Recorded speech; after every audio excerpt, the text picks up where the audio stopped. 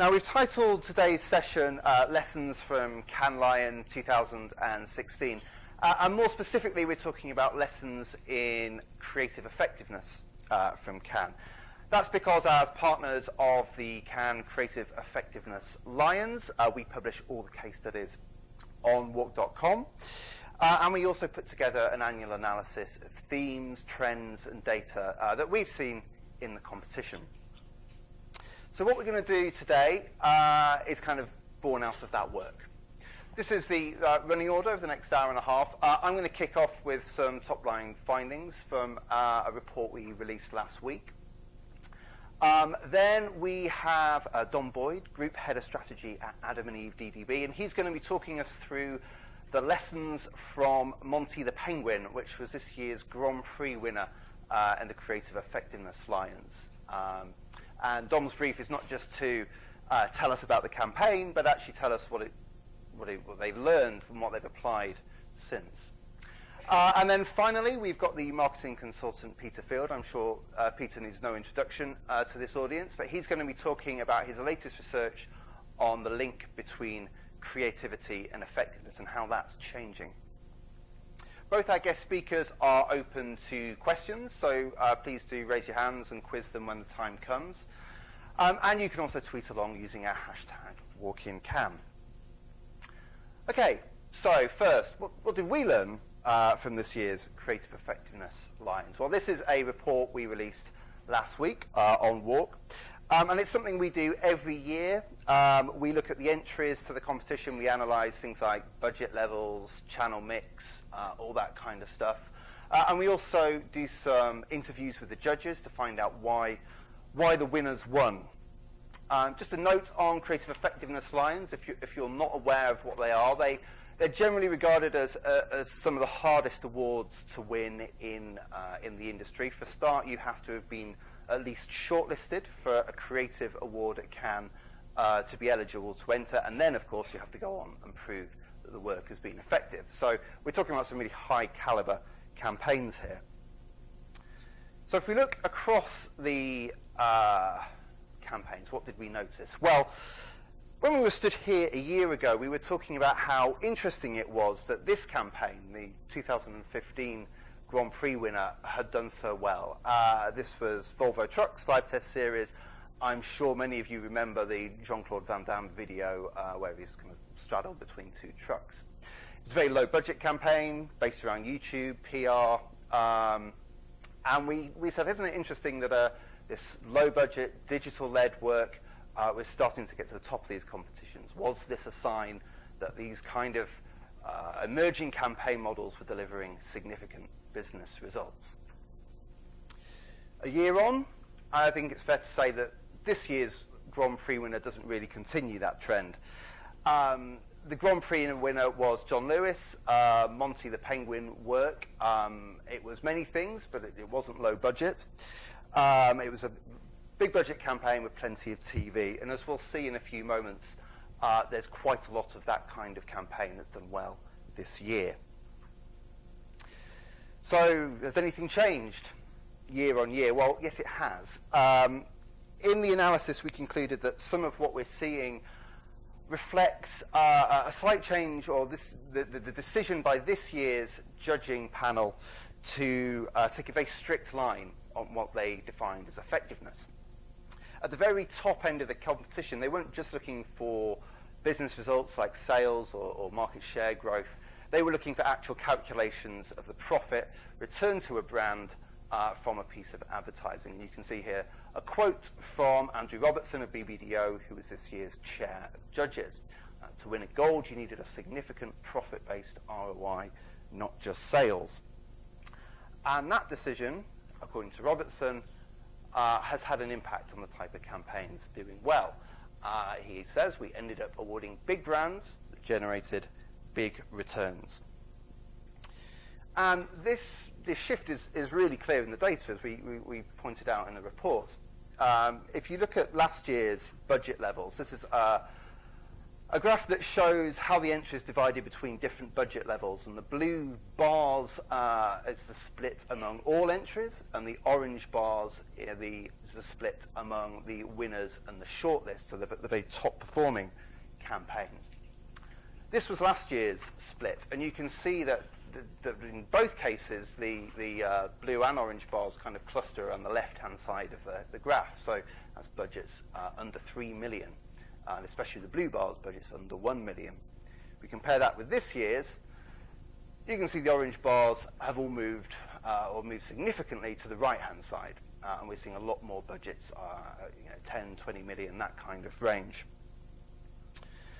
So definitely an interesting shift. And we've got some interviews with the judges who are talking about this and what this means. So let's hear from them. I think that obviously in creative effectiveness, the more of the mature brands who do have attribution studies and spend a lot of time really understanding modeling and attribution tend to come out on top in creative effectiveness. So it tends to be more mature marketers versus sort of marketers that are on the smaller side. What this award brutally shows is people's ability or interest and determination to actually go to the degree of proving it beyond reasonable doubt that did happen is still lacking. Of course, if you can afford an econometric modeling, fantastic. But if you cannot, right, it doesn't mean that it's going to come in the way of the success. The jury realizes that not everybody, right, in every country and every campaign will have the money to reward something, massive. But the jury does want you to take the effort of calculating basic ROI, calculating the payback, and those are very simple things to do. To make that effort is really critical. We had a long discussion about that, right? About is it fair that you have to invest so much money and time to do modeling, etc., to win a prize? And we come to the very unanimous conclusion that that's not so. What you can do with ROI is literally a calculator and simple maths to get to it. And as long as you discount all the other factors, and you know what your revenue, you know what your costs were, you can work out your ROI. So it doesn't have to be super sophisticated. I just wonder actually whether some people are a bit lazy about it. But I think if you're going to put paper into a kind of creative effectiveness, then make sure you've got the right kind of effectiveness metrics. We had really interesting conversations about, is it only retailers and big brands like a P&G or a Mars who are going to have the data to be able to do the econometric modelling to prove the success? And actually the kind of debate in the group was, everyone's got that data and the results, you have to do a bit of maths with it, but you can work it out, and it's incumbent upon us again to do that work to show the effectiveness of the work that we produce. Okay, so if you've made the decision that profit-based ROI is the ultimate proof of effectiveness, why are budget brands doing so well? Well, three explanations based on what the judges are saying. And the first one is simply that big budgets are more likely to drive big profit effects. This is a repeated finding from lots of analysis all over the world, and indeed Peter Field has done plenty of it himself, and we'll be able to pick it up later. But it is a basic fact of life that if you're spending more, you're more likely to be driving big profit effects. But there are other things going on. I mean, as the people said, it is true that brands with big budgets are more likely to spend more on measurement, and so therefore will have more metrics and will be able to write more convincing effectiveness awards papers. And the third, possibly the most worrying piece of finding from the judges is there may still be some confusion or misunderstanding, particularly outside the kind of established, most mature marketing sectors, around what effectiveness really means and how to measure it. So there's plenty for us to get our teeth into as we kind of follow up on this analysis. Now, the focus on profit has had an impact on the types of campaign doing well in the competition. This year we've seen far fewer digital-led campaigns at the top levels, as I mentioned before, and we have noticed more usage of what you might call traditional media. We can see this in media mix. This is the media used within case studies. Again, blue is all entries, orange is shortlist, and these are the top 5 most used media across the competition. This was the 2015 data. Obviously, you can see social, online, video, and just general websites quite high up. TV and out of home were the next most used channels. If we look at this year, social, online, websites doing roughly the same, but big increases in usage of TV and out of home in the top performing cases. And we've seen similar results in other, again, what you might call traditional media like radio and cinema. So it's certainly a year of what I guess you might call the kind of tried and tested campaign models in terms of big brands, multi-channel strategies, using paid-for media to secure significant reach. And I guess one lesson is that model is obviously still working. But this is definitely not an argument to ignore digital. If you look at the top performing campaigns, there are lots and lots of digital elements, particularly at the start of the campaign. If we just look at lead media, the media that are really the kind of the focus points of the campaign, by far the 3 most used for lead media are online video, social media, and TV this year. And you can see that both social and TV hugely overperform. We do seem to be moving from a kind of, I guess what you might call a traditional TV-led model to a model where a lot of this highly creative work is starting in online and social and then being kind of pushed out into TV. A couple of examples of what I mean by this. This is a silver winning campaign from the US for the brand Under Armour. It's quite a well-known one. It's called I Will What I Want.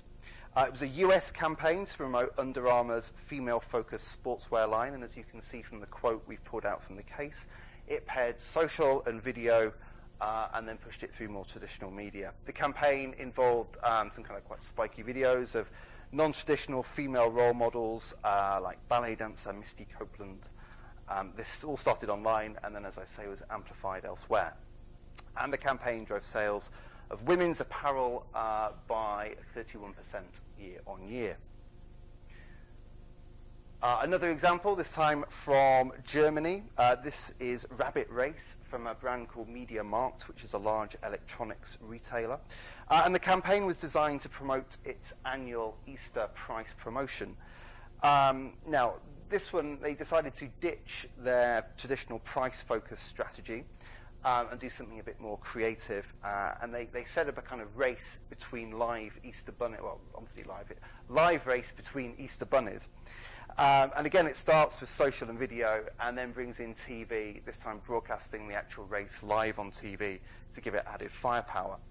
And according to the case study, it's attracted a higher audience than the semi-final of the last World Cup and increased value sales by 25%. So what about properly, truly digital campaigns or other campaign models?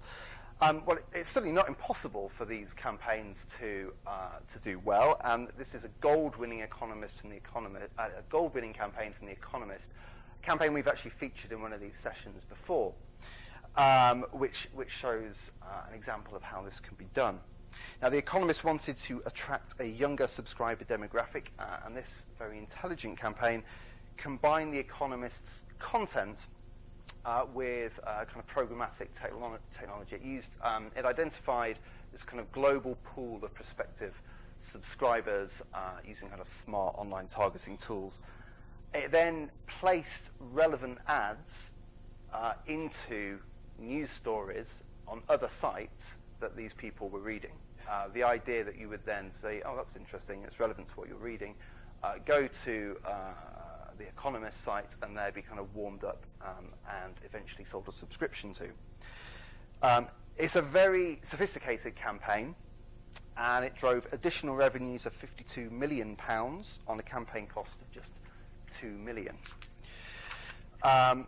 So hugely successful, but it is also true that because The Economist was selling their subs online, there's a kind of direct line to purchase. So it was able to show a clear business impact. That's not always the case with some of the digital-led stuff we see in this competition. I think that's something that Peter will be picking up in his talk later. So, a couple of quick conclusions from our study. And the first is not really new news, but it is worth reiterating. Creativity still needs support to maximize effectiveness, and it's all about securing the right kind of reach. And the second conclusion is, if we go back to that lead media, we're definitely seeing it's quite standard now for these highly creative campaigns to be starting with video and social, and then using things like TV to push out. So it's going from TV-led to TV/video/social led creativity. It's a recurring theme in the cases. A couple of final thoughts before I wrap up. Firstly, well done. A big congratulations to everyone in this room. The UK was hugely successful this year. 12% of all entries came from the UK, but 27% of the shortlist, including the Grand Prix, and one of the 2 golds came from the UK. We seem to be doing something right. It may be that all that IPA training has trained us to isolate profit-based ROIs, and so we're very good at writing effectiveness cases. The second point is something I've picked up from some of the judges' interviews, and I think it's an interesting thing just to dwell on. When we think of effectiveness, we tend to think of it as a process that kind of happens at the back end of a campaign. But as a couple of judges commented, the real challenge that's emerging is to do the work before and then during the campaign. Let's hear from a couple of them to see what they had to say. I think one of the great morals of this that you always forget is put the measurement in up front. Think of this at the beginning, because what happens too often is we get to a great idea and we work through the execution, and then 6 months later or a year later we go, oh my god, I wish I'd measured that, I wish I'd had a pre-measure, or I wish I'd actually had something to track that, or I wish I'd cookied, or I wish I'd tagged the digital site in the right way, and all of those things, and we don't think about that up front. And it is really important, because it's not just about, as the last word, I'm very keen on this, it's not just about winning awards. In fact, it's not really about winning awards at all. The world we're moving into is one where we have to continuously refine and learn, and we can continuously refine and learn, and effectiveness in its broadest sense is about doing that. I think one thing I kept on thinking about when judging the cases is that I think our industry tends to look in the rear-view mirror a little bit too much. I think clients are looking for real-time effectiveness indicators to help them make decisions, versus cases that happened 12 or more months ago and packaged up perfectly and entered into a case study. That's interesting as a body of knowledge. However, I think CEOs, CFOs, CMOs are looking for real-time decision-making, information intelligence. And so as we were judging the cases, I kept thinking, how do we operationalize effectiveness every day? That's probably the next big hurdle.